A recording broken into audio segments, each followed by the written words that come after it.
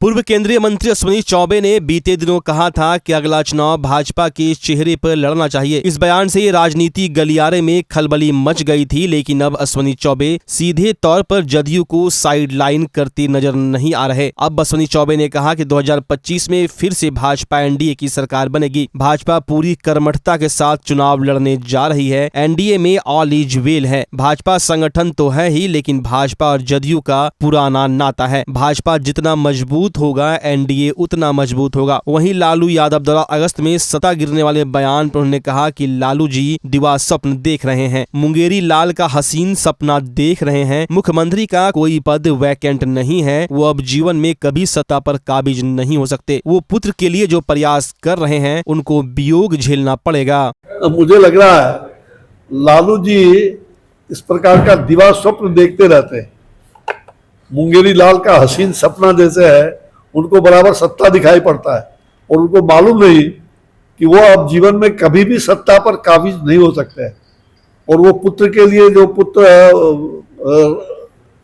जो प्रयास कर रहे हैं, उनको ये वियोग झेलना पड़ेगा अभी लंबे अरसे तक। मैं वही कहा ना, लंबे अरसे तक कहीं दूर से भी मुख्यमंत्री का पद वैकेंट नहीं है और उनके लिए तो नहीं है। क्या होने जा रहा है 25 में पूरी तरह से भारतीय जनता पार्टी एनडीए की सरकार बनेगी और उसमें कहीं दो मत नहीं है। इसलिए पूरी तरह से लालू जी निश्चिंत रहे, एनडीए चुन करके आने वाली है 2025 में। भारतीय जनता पार्टी पूरी कर्मठता के साथ चुनाव लड़ेगा।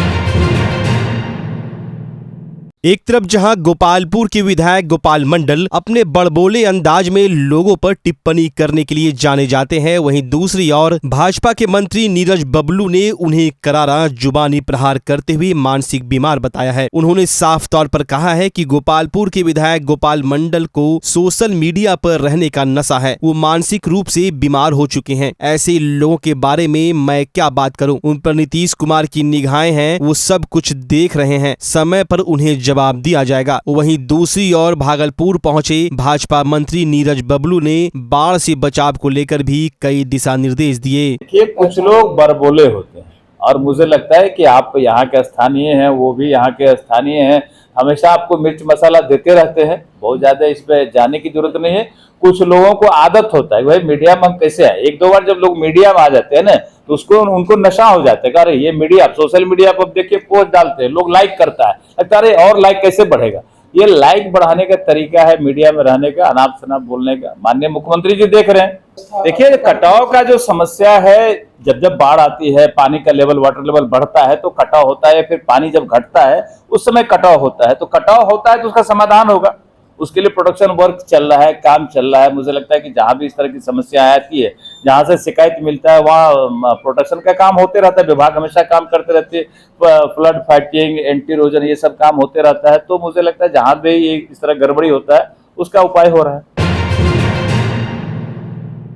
5 जुलाई को सबौर थाना अंतर्गत मसाहड़ू में कहलगांव एनटीपीसी से पिकअप गाड़ी पर आम लोड कर समस्तीपुर जा रहे वाहन चालक एवं वाहन मालिक को 3-4 अपराधियों की तरह लूटपाट करने के दौरान चाकू से हमला कर दिया गया था। इसके बाद वाहन चालक और वाहन मालिक को इलाज के लिए अस्पताल में भर्ती कराया गया था, जहां डॉक्टरों के द्वारा वाहन मालिक को मृत घोषित कर दिया गया था। इस घटना के बाद वरीय पुलिस अधीक्षक भागलपुर के निर्देश पर गठित टीम के द्वारा इस मामले का उद्भेदन करते हुए 48 घंटे के अंदर 3 अपराधी को पुलिस ने गिरफ्तार कर लिया। मौके से घटना में प्रयुक्त चाकू समेत 3 मोबाइल को भी बरामद किया गया। इस पूरे मामले को लेकर भागलपुर की सिटी एसपी श्री राज ने बताया कि घटना के 48 घंटे के अंदर पुलिस ने घटना का सफल उद्भेदन कर लिया है और इस घटना के उद्भेदन में शामिल पुलिस कर्मियों को पुरस्कृत भी किया जाएगा। सबौर थाना अंतर्गत रात्रि में एक पिकअप जिस पर आम लोड कर समस्तीपुर जा रहा था, जो कि कहलगांव से होकर आ रहा था, इस पर जो है कुछ अज्ञात अपराधियों के द्वारा छीन छोड़ के क्रम में वाहन मालिक की चाकू गोद कर हत्या कर दी गई थी, जिस संबंध में ड्राइवर के द्वारा बयान पर FIR दर्ज किया गया, जो कि 250/24 केस नंबर है। मामले की गंभीरता को देखते हुए वरीय पुलिस अधीक्षक महोदय के द्वारा एक टीम गठित किया गया और 48 घंटे के अंदर में इस पूरे मामले का सफल उद्भेदन किया गया है, जिसमें कुल 3 अपराधियों की गिरफ्तारी की गई है, जो कि विनोद मंडल, पिता सुखारी मंडल उनकी ममलखा, दूसरा आशीष कुमार पिता सत्यनारायण पासवान, तीसरा राहुल कुमार पिता प्रमोद मंडल। ये तीनों सबौर थाना के रहने वाले हैं और इन्होंने अपने स्वीकृति बयान में भी इस पूरे घटना का उल्लेख किया है और अन्य 2 साथियों का भी नाम बताया है जिस पर वीडियो छापेमारी की जा रही है। और इसमें पूरे मामले में 3 मोबाइल, जो घटना में प्रयुक्त चाकू है उसको भी बरामद किया गया है तथा खून लगा इन अपराधियों के कपड़ों को भी बरामद कर लिया गया है। सभी ने बहुत अच्छा कार्य करते हुए 48 घंटे के अंदर में यह अज्ञात मामला को सफलोद्भेदन किया गया है। इस पूरे टीम को इतने अच्छे कार्य के लिए पुरस्कृत किया जाएगा। तेज रफ्तार स्कूली वाहन की चपेट में आने से एक 70 वर्षीय वृद्ध महिला सुखसीमा देवी गंभीर रूप से घायल हो गई। घटना के बाबत बताया जा रहा है कि सुखसीमा देवी सब्जी खरीदने अपने घर कुतुबगंज मोहल्ले से सब्जी मंडी आ रही थी। इसी बीच लोहिया पुल के पास सड़क क्रॉस कर रही थी। इस बीच निजी स्कूल का बस तेज रफ्तार से जा रहा था। उसी की चपेट में आने से वृद्ध महिला के पैर पर बस का चक्का चढ़ गया, जिससे महिला घायल हो गई। आनन फानन में मौके पर मौजूद ट्रैफिक पुलिस ने महिला को इलाज के लिए सदर अस्पताल में भर्ती कराया, जहां पर प्रारंभिक उपचार करने के बाद बेहतर इलाज के लिए भागलपुर के मायागंज अस्पताल भेजा गया। हालांकि बस और बस का ड्राइवर पुलिस की गिरफ्त में है। कहाँ पे धक्का मारा? पुल के पास। कौन गाड़ी ने धक्का मारा?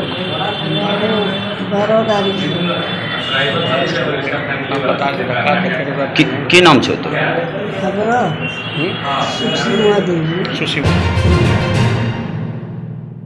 अगर आप अपने बच्चों की हकलाहट, तुतलाहट या मूक बधिरता को लेकर चिंतित हैं या बढ़ती उम्र के साथ बहरेपन की समस्या से परेशान, तो चिंता छोड़िए, क्योंकि अब भागलपुर में आ गया है इन सब का समाधान। Nirala speech and hearing clinic.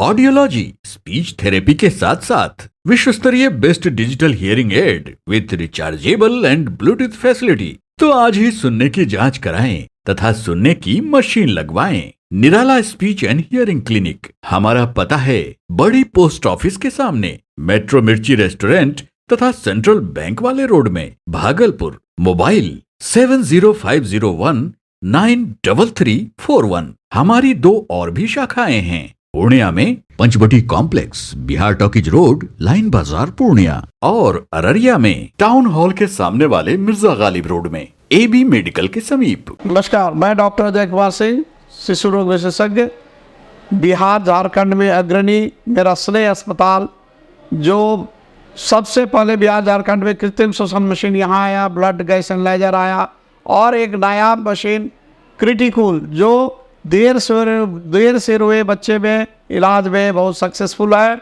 और वह विकलांगता से बचाता है और बचने की संभावना बढ़ती है।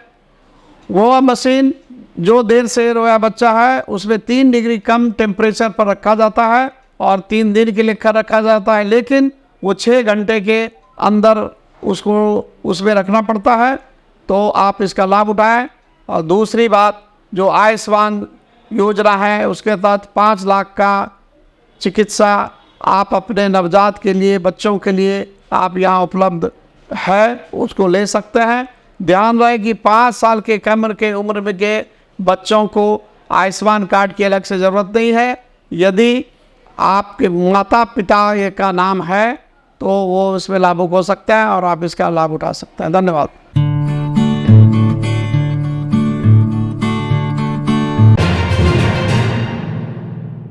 पर्यावरण, वन एवं जलवायु परिवर्तन विभाग बिहार सरकार द्वारा भागलपुर वन प्रमंडल के तहत 75वां वन महोत्सव का आयोजन किया गया। यह कार्यक्रम नाथनगर के CTS कैंपस में आयोजित किया गया। इस 75वें वन महोत्सव में मुख्य अतिथि के रूप में आयुक्त भागलपुर प्रमंडल विवेकानंद, भागलपुर वन प्रमंडल के पदाधिकारी, CTS के प्राचार्य के अलावे सैकड़ों प्रशिक्षण लेने वाले जवान मौजूद थे। वहीं दूसरी ओर भागलपुर के जिलाधिकारी डॉक्टर नवल किशोर चौधरी ने IIIT में भी वन महोत्सव के उपलक्ष्य पर पौधारोपण किया। वहीं जिलाधिकारी ने वन महोत्सव पर लोगों को पर्यावरण से जुड़ने की बात कही। उन्होंने कहा, परिवार में जितने सदस्य हैं उनके नाम, बेटियों के नाम, बुजुर्गों के नाम पेड़ जरूर लगाए। साथ उन्होंने कहा कि जन्मदिन के अवसर पर पेड़ लगाए और जो पेड़ लगे उसे सुरक्षित भी रखे, उनकी रक्षा भी करे। वहीं भागलपुर प्रमंडलीय आयुक्त विवेकानंद ने कहा, पूरे विश्व में 24% वन बचे हैं, जहाँ की 33% होने चाहिए। सबको आगे आने की अपील करते उन्होंने कहा कि हमें आज के दिन संकल्प लेना चाहिए और सबों को अपने नाम से पेड़ लगाना चाहिए। साथ ही पेड़ों की रक्षा रक्षा करनी चाहिए, तभी हम जलवायु परिवर्तन से लड़ सकेंगे।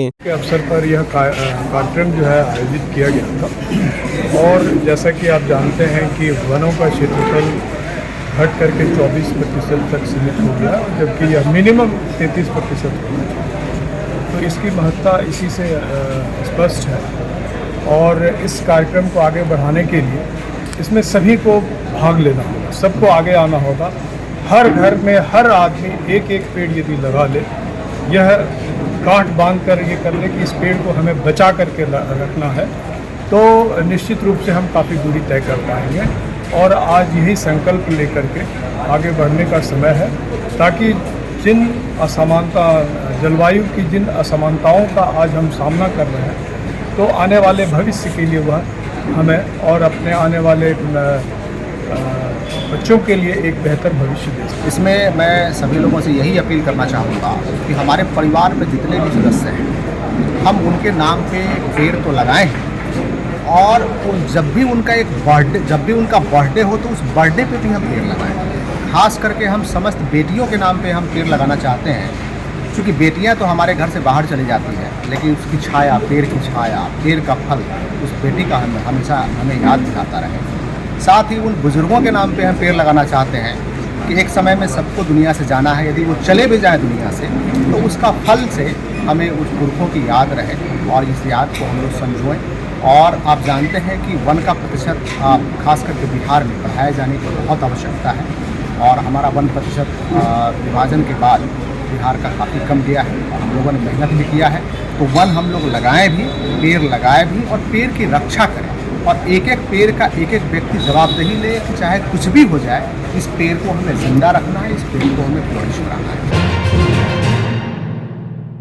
आगामी 13 जुलाई को राष्ट्रीय लोक अदालत का आयोजन किया जाएगा। इसको लेकर जिला विधिक सेवा प्राधिकार भागलपुर द्वारा कई मुद्दों पर बैठक की जा रही है। वहीं भागलपुर सदर, नौगछिया, कहलगांव, बांका, मुंगेर में लोग राष्ट्रीय लोक अदालत में आकर अपने केस का निष्पादन करें, इसको लेकर आज जागरूकता रथ को रवाना किया गया। इस जागरूकता रथ को रवाना करते हुए भागलपुर के जिला एवं सत्र न्यायाधीश एडीजे सीजीएम आरएम जिला विधिक सेवा प्राधिकार भागलपुर शाखा के सचिव ने सामूहिक रूप से हरी झंडी दिखाकर रथ को रवाना किया। साथ ही राष्ट्रीय लोक अदालत में लोग अधिक से अधिक संख्या में सम्मिलित हो, इसको लेकर आज पौधारोपण का भी कार्यक्रम किया गया और लोगों से आग्रह किया गया कि इस राष्ट्रीय लोक अदालत में आकर अपने वादों का निष्पादन कराएं, जो बिल्कुल निःशुल्क किया जाता है। को राष्ट्रीय लोक अदालत का आयोजन किया गया है और इसको हमें अधिक से अधिक सफल बनाना है। और आज हरी झंडी दक्षिण ग्रामीण बैंक द्वारा जो है हरी झंडी दिखाई गई है, जिससे माइकिंग सिस्टम को बढ़ावा मिलेगा और अधिक से अधिक ग्रामीण क्षेत्र के केस जो है डिस्पोजल होगा। आज कार्यक्रम के दौरान हमारे माननीय जिला एवं सत्र न्यायाधीश एडीजे साहब, सीजीएम साहब और आरएम साहब और मैं डीएलएससी सेक्रेटरी खुद यहाँ मौजूद होकर गाड़ी को हरी झंडी दिखाई गई। विश्व प्रसिद्ध श्रावणी मेला की तैयारियों को लेकर सुल्तानगंज में सदर एसडीओ धनंजय कुमार की अध्यक्षता में अहम बैठक की गई। बैठक में मुख्य अतिथि के रूप में नगर सभापति राजकुमार गुड्डू, नगर उप सभापति Neelam Devi, DSP Chandrabhushan Kumar, CO Ravi Kumar, BDO Sanjeev Kumar, कार्यपालक पदाधिकारी मृत्युंजय कुमार उपस्थित थे। बैठक में सभी राजनीतिक संगठन के लोग, वार्ड पार्षद, मुखिया, सरपंच सहित शहर के गण्यमान्य लोग एवं विभाग के पदाधिकारियों के साथ बैठक करते हुए श्रावणी मेला से संबंधित हो रही समस्याओं के बारे में अवगत होते हुए सारी समस्या का निदान श्रावण माह से पूर्व कर लेने की बात कही गई। एसडीओ धनंजय कुमार ने मीडिया को बताया कि श्रावणी मेला को लेकर बैठक की गई है। बैठक में जर्जर सड़क की मरम्मती के लिए 15 जुलाई का डेडलाइन सड़क के पदाधिकारियों को दिया गया है और रजगवीनाथ मंदिर में सावन में सोमवार के दिन अधिक भीड़ होने की स्थिति पर उसकी नियंत्रण की तैयारी की जा रही है। साथ ही कहा गंगा घाट में बिहार सरकार की जमीन पर अतिक्रमण करने वाले दुकानदारों से अतिक्रमण मुक्त कराया जाएगा। अगर कोई दुकानदार बिहार सरकार की जमीन पर अतिक्रमण कर दुकान खोल गया तो आवश्यक कानूनी कार्रवाई की जाएगी। जो भी वार्ड पार्षद हैं, जो भी मुखिया जी लोग हैं, साथ ही साथ स्थानीय जो भी यहाँ पे लोकजन हैं, उनके साथ बैठक की और विभिन्न चीज़ों पे चर्चाएं हुई। उनके द्वारा जो भी इनपुट्स दिए गए हैं उसको हम लोग कंसिडर करेंगे और इससे हम लोग को भी मेले को शांतिपूर्वक और सफलतापूर्वक आयोजन कराने में मदद मिलेगी। मुख्य रूप से रोड को लेके लोगों में एक एप्रीहेंशन है और हम लोग इस पर लगातार काम कर रहे हैं। साथ ही साथ जो विधि व्यवस्था के दृष्टिकोण से जो कुछ लोगों के द्वारा सुझाव दिए गए हैं उसको हम लोग इनकॉर्पोरेट करेंगे और इसके अलावा कांवरियों को और क्या विशेष व्यवस्थाएँ करवाई जाएंगी, उसमें भी लोगों ने अपने अपने विचार रखे हैं, उसको भी हम लोग देखेंगे और उसको इम्प्लीमेंट कराने की कोशिश करेंगे। सर, सातपुर रोड की जो है मुख्य रोड जो बास्कीनाथ जाती है वो जर्जर स्थिति में नहीं, हाँ, हम लोग को भी जानकारी में है, उसमें आरईओ डिपार्टमेंट को निर्देशित किया गया है कि 15 तारीख से पहले तक उसको मोटरेबल कर दें और डीएम सर के माध्यम से उनको दिशा निर्देश भी निर्गत कर दिया सर। एनएचएटी को लेकर एनएचएटी में इन लोगों से डिटेल वर्क प्रोग्राम मांगा गया है, चूँकि अब पीक्यूसी करने का तो समय नहीं है, लेकिन उनके द्वारा डीएलसी किया जाएगा और जो जहाँ भी फ्लैंक्स है, जहाँ भी हाफ रोड है, उसको भी फिल करके हम लोग मोटरेबल करके रखेंगे ताकि किसी भी प्रकार की एक्सीडेंट होने की भी संभावना न रहे।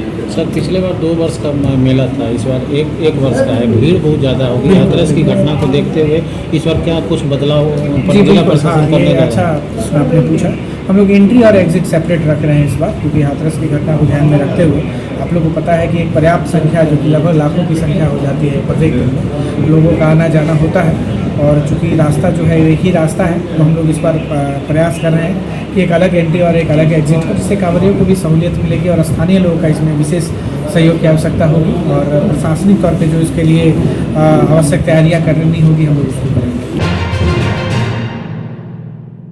भागलपुर के डीएसएच ऑफिस में संविदा पर बहाल एएनएम ने आज 1 दिवसीय धरना प्रदर्शन किया। प्रदर्शनकर्मी एएनएम का कहना है कि हम लोगों को संविदा पर नियुक्त किया गया था, लेकिन 4 साल से हम लोग काम कर रहे हैं, फिर भी हम लोगों के वेतन में वृद्धि नहीं किया जा रहा। प्रदर्शनकर्मी एएनएम वर्षा कुमारी का कहना था कि हम लोगों को कहा जाता है एडवांस उपस्थिति आप लोग दर्ज करवाइए, जिसका हम लोग विरोध करते हैं। हम लोग किसी भी हालत में एडवांस उपस्थिति दर्ज नहीं करेंगे। साथ ही जब तक हम लोगों की मांगे पूरी नहीं होती तब तक हम लोगों का प्रदर्शन जारी रहेगा। हम लोग पैसे लेना तभी करेंगे जब हम लोग को नियमित किया जाएगा और एचएससी में सारी सुविधा दी जाएगी। कौन दबाव बनाता है फेक अटेंडेंस आया ऊपर से कि नहीं आप लोग फेक अटेंडेंस के लिए रजिस्ट्रेशन करवाइए। हम लोग चाहते हैं कि हम लोग को नियमित किया जाए और एचएससी में सारी सुविधा दी जाए, उसके बाद ही फेक अटेंडेंस हो। कहाँ पर आप लोग कार्यरत है? हम लोग भागलपुर डिस्ट्रिक्ट में।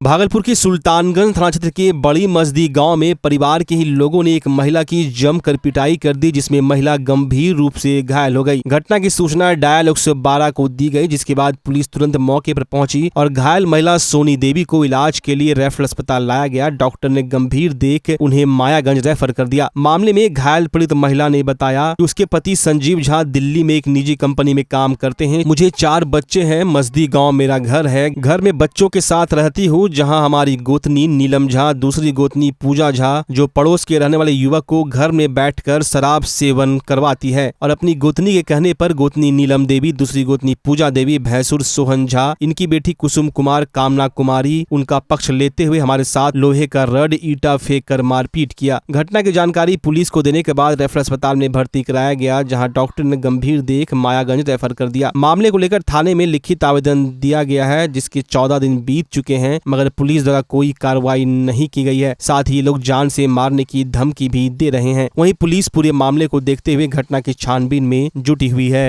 मेरे साथ मारपीट की है, मेरे जेठानी मारी है, जेठ मारे हैं। 22 तारीख को उन्होंने बुला के बगल का पड़ोस का यादव को ड्रिंक करवा रहे थे, भद्दा कमेंट कर रहे थे मेरे साथ।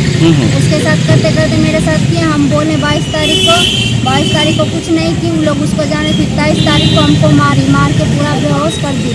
कौन मारा? नीलम झा, पूजा देवी, सोहन झा, उसके बाद कुसुम कुमारी, कामना कुमारी, पूरा हमको मार के बेहोश कर दी थी। मेरी बेटी गई वहाँ बगल वाली बड़ी मम्मी को बुला के लाई, उन्होंने पानी उनी छीट के हमको बेहोश कर दिया था, तो होश में लाई वो।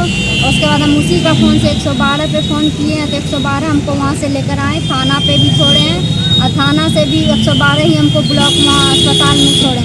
अस्पताल से हमको रेफर कर दिया गया मायागंज से हम आए थे। यहाँ थाना में आवेदन वगैरह दिए हैं सर के पास, पर कोई कार्रवाई नहीं हो रहे हैं। कितने दिन बीत गया? 23 तारीख को ही दिए हैं, 14 दिन हो गए हैं आज। कोई कार्रवाई नहीं हुआ है। वो लोग क्या धमकी देता है? वो लोग धमकी देता है। क्या करता है? अगर आगे कुछ करेगी तो और मारी, जब जाएंगे वहाँ थाना जाना ही है जेल, तो मार देंगे तुमको, तभी जाएंगे।